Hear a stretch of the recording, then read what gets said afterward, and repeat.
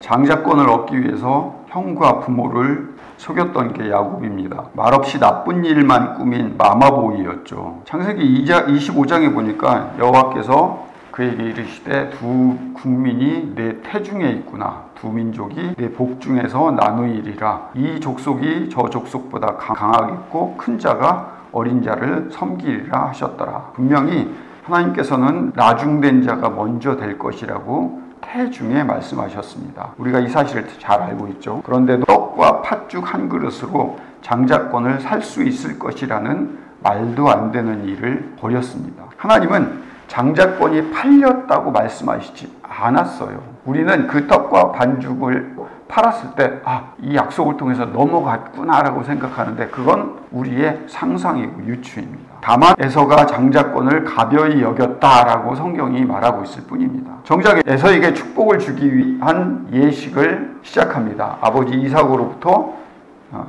축복을 받아낼 때 그걸 가로채는 그 사건이 진짜로 장자권을 뺏는 사건입니다. 자신의 힘으로 무언가를 해보려는 기다릴 줄 모르는 사람이 야곱입니다. 도망간 외삼촌의 집에서 자신보다도 더 꾀가 많은 사람으로부터 속을 수 있다는 것을 배웠습니다. 내가 원하는 것을 얻기 위해서 또 7년을 기다려야 하는 인생이었습니다. 그래서 20년 동안 유일하게 기댈 수 있고 믿었던 삼촌 라반에게서 배운 것은 외삼촌에게 있는 것보다 차라리 성난 형님의 군대와 맞붙는 게 낫겠다 싶을 만한 상황이었기 때문에 가족을 이끌고 나올 수밖에 없었다는 이야기입니다. 우리가 또 착각하는 것은 20년 동안 벌은 것을 가지고 고향 땅에 돌아갈 시간이 되었다. 성경에 나와 있지 않은 얘기를 자꾸만 우리는 거기다 집어넣어서 유추를 합니다. 만약에 그곳이 살기 좋았다면 자신을 죽이려고 벼르는 형에게 찾아갈 이유가 없습니다. 레아, 라헬 그들의 종들을 통해서 낳은 자식이 12아들과 딸 하나. 당신은 자식 농사가 가장 큰 축복이었습니다. 그래서 하나님께서 그들에게 하늘의 별처럼 바다의 모래처럼 자식들이 많아질 거다. 이렇게 얘기한 것이 가장 큰 축복이었습니다. 13명이나 나왔으니까요. 근데 우리가 모르고 있는 사실이 하나 있습니다. 형 에서에게서 장자권을 빼앗고 아버지로부터 축복을 가로채고 나서 아버지 이삭마저도 에서에게 동생에게 빈 복이 그대로 갈 것이며 어쩔 수 없다 나도 그렇게 얘기했잖아요. 그러면 우리는 어떻게 생각해야 돼요? 형 에서보다 야곱이 훨씬 더 축복을 받아야 한다고 생각하고 그게 맞을 거 아니에요. 그런데 우리가 놓치고 있는 부분이 형은 400명의 군대를 동원해서 동생 야곱을 쳐들어갈 수 있는 실력과 복이 있었어요. 에서의 후손인 에돔 족속은 이스라엘보다 크고 훨씬 많은 종족이 되어 있었어요. 그토록 형 에서보다 더 많은 복을 원했는데 우리가 알고 있는 13명씩이나 되는 자식의 축복이 있고 라반으로부터 훔친 양들이 엄청나게 많았다고 생각을 하고 있는데 사실은 성경에서 이야기하고 싶은 건 겨우 13명이라는 거예요. 군대는 단 한 명의 병사도 야곱은 없었어요. 형 에서가 400명의 군사를 가지고 있을 만한 실력이 있었을 때 병사 400명을 키우기 위해서는 병사라는 건 농사를 짓지 않잖아요. 400명을 키우기 위해서는 얼마만큼의 재산이 필요할까요? 엄청난 거예요. 외삼촌 라반으로부터 속여가지고 나온 모든 재산을 자신의 목숨을 지키기 위해서 형에게 목숨값으로 자기 전 재산과 가족들을 다 보내준 알거지의 신세가 됐다는 거예요. 그토록 아꼈던 복, 그토록 아꼈던 장자권, 그 모든 재산과 가족을 형에게 다 넘겨주고 진퇴양난의 끝인 날에 힘센 남자가 그 밤에 싸움을 걸어왔습니다. 그리고 힘겨루기를 했습니다. 우린 또 착각합니다. 여기서 그 밤에 야곱이 천사와 함께 밤새 기도했을 것이라고 우리는 착각합니다. 아니에요. 기도한 게 아니에요. 싸운 거예요. 지난 목요일에 차 운전을 하다가 시비가 붙었는데 제 얘기예요. 애들이 차 안에 다 지켜보는데도 그 시비 붙은 사람하고 저는 말씨름을 하고 싸웠어요. 싸운 이유도 저녁에 집에 와서 생각해 보니까 사실 상대방이 시비 건 것도 아닌 애매한 상황, 제가 사실은 싸움을 건 거나 마찬가지더라고요. 답답하고 이 소통이 안 되는 일이 있어서 내내 마음속에 힘든 일이 있는데 그걸 거기다가 제가 풀더라고요.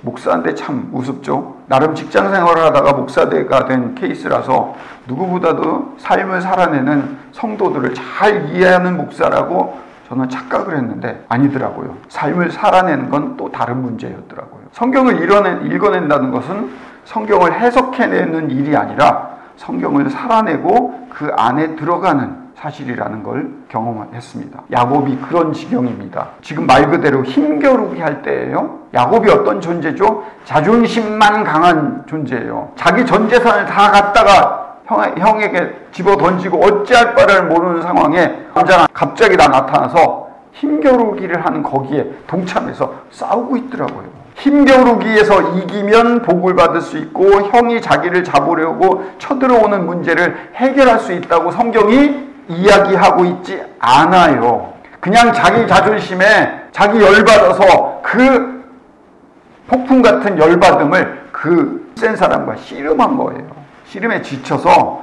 새벽 즈음에 여명이 밝아졌을 때 보니까 비로소 자신과 싸웠던 존재가 천사라는 사실을 알게 된 거예요. 누군지도 모르고 싸운 거죠. 죽자 살자 싸우던 상대가 자신이 절대로 이길 수 없는 존재라는 걸 그때서 깨닫게 되었습니다.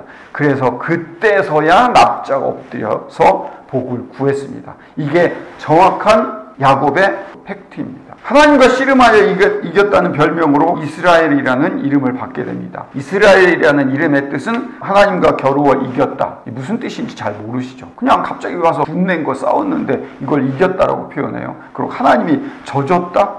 이게 맞을까? 우리는 이 부분에 대해서 정확한 답을 얻을 수가 없죠. 이스라엘이라는 이름의 뜻은 하나님과 겨루어 이겼다. 건방진 놈이다. 그런 뜻이에요. 싸움은 끝났지만 엉덩이를 다친 야곱은 평생 절뚝거리면서 다니게 됐습니다. 건방진 놈의 병신까지 된 야곱입니다. 기적 같은 일이 벌어져서 형이 용서를 해주고 화해를 합니다. 창세기 33장에 보니까 에서가 이르되 내 동생아 내게 있는 것이 족하니 내 소유는 내게 두어라. 그 전 재산을 도로 가져가라고. 왜요? 군대 400명까지 이끌 만한 실력자가 그 코딱지만한 거 받는다고. 헐, 대단한 거예요. 형이 가진 재산이 요셉이 20년 동안 뼈 빠지게 벌었던 것이 우스울 정도였죠. 만약에 형이 이삭이 축복한 대로 형의 복을 다 받았다면, 그래서 형이 가난하다면 동생의 복에 욕심과 괘씸함이 더해져서 진짜 죽이고 다 뺏었을지도 몰라요. 그런데도 야곱은 어떻게 해요? 그래도 형이 불안해서 그래도 가져가세요. 선물을 주었습니다. 그러면 재산이 다 팔렸냐? 그게 아니에요. 처음에 야곱이 어떻게 했죠? 재산을 반을 나눠서 한 떼를 먼저 보내고 그 다음에 다음 떼를 보내고 그 다음에 레아와 가족들을 보내고 라헬 가족들을 보내고 자기만 남았잖아요. 첫 선물, 재산의 반을 선물로 준 거예요. 20년 동안 고생한 거 절반을 줬습니다. 마음속 불안이 해결됐어요. 평생에 가지고 있었던 불안, 언제 죽을까? 그 문제가 해결되었는데 정작 야곱은 하나님과 베델에서의 약속을 저버리고 세겜 땅으로 갔어요. 왜 세겜 땅으로 갔죠? 그 목적은 그의 가축 때문에. 이 얘기를 너무 길게 하면 또 몇 시간이 가니까 가축 때문에 가까운 곳에 정착을 하기 시작했습니다. 그 세겜 땅에 하나밖에 없는 딸내미 애지중지 키웠던 디나가 세겜 사람에게 강간을 당합니다. 그리고는 지 성격 꼭 닮은 장자 루벤이 나서서 몇 명의 형제들과 겁탈했던 여동생을 대신해서 이방인들을 때려 죽이고 평생 살인자가 되어서 장자권을 얻지 못합니다. 맞죠? 진짜 장자권은 누구에게 가요? 요셉과 유다에게 가잖아요. 그리고 딸 디나를 데리고 옵니다. 그리고 성경은 디나가 어디에도 다시 시집 갔다는 말이 없고요. 창세기 49장 마지막에 70명의 가족들이 이집트 땅으로 가는 그 장면에 디나가 나오지 않아요. 디나의 후손도 나오지 않아요. 제 추측으로는 자살하지 않았을까? 왜냐하면 그 이후에 이름이 나오지를 않아요. 그가 우울증으로 평생을 보냈을 딸, 혹시 자살을 안 하고 끝까지 그냥 있었다, 손 쳐보자고요.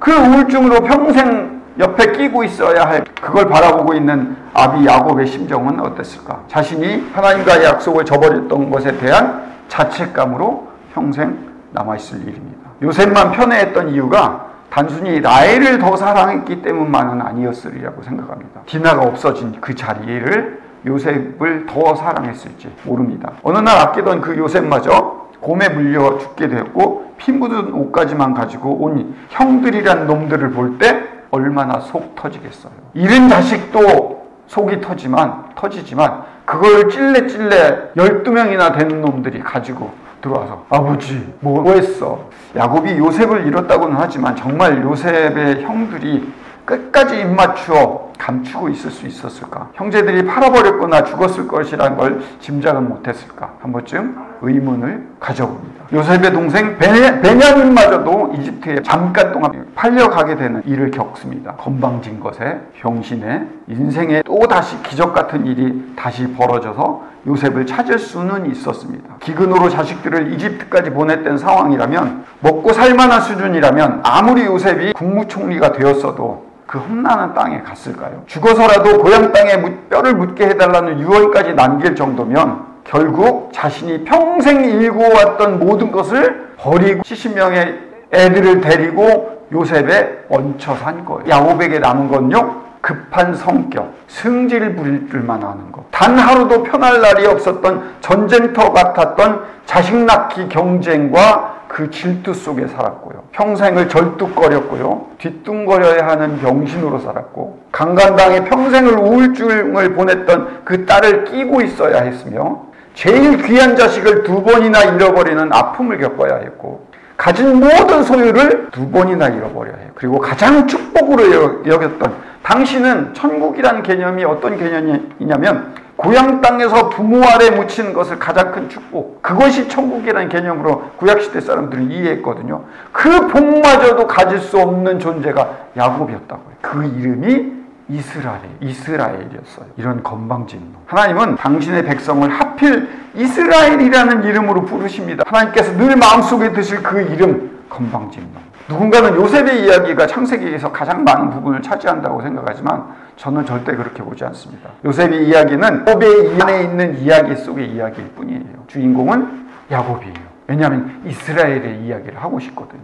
그러면 창세기 50장 중에서 26장에서 50장까지가 야곱 얘기네요. 그럼 결국 뭐예요? 골반이 야곱이 이스라엘 이야기를 하고 있는 거예요. 아브라함, 모세, 노아, 요셉, 그 좋은 이름들로 자기의 백성들을 부르지 않고 가장 말 안 들었던, 혼자 해보려고 발버둥 쳤던, 그리고 아무것도 가질 수 없었던 그 이름, 건방진 놈 야곱을 이스라엘이라고 이름을 주셔서 그에게 아들 예수를 보내신 게 하나님이라고요. 장자권이 복을 받는 것이고 그 당시에 풍요를 누리는 것이라고 야곱은 착각한 거죠. 우리가 알고 있는 복은 어떤 것일까요? 우리가 할 수 있는 게 뭐예요? 우리 인생을 살아가면서 우리가 할 수 있는 게 뭐예요? 제멋대로 하고 화내고 분풀이하고 스스로를 괴멸에 빠지게 하는 일로 파고 들어갈 수밖에 없는 일, 그거 하는 게 우리 인생 내내잖아요. 우리 역시 건방진 놈, 건방진 짓 하는 것뿐입니다. 우리는 뭘 나아지려고 나아질 수도 없는 존재예요. 그러기에 같은 수준의 같은 수준의 상대방을 양보하고 돌보고 이해하고 사랑하는 일, 그 작은 일에 손을 내어보는 게 우리의 전부라는 거예요.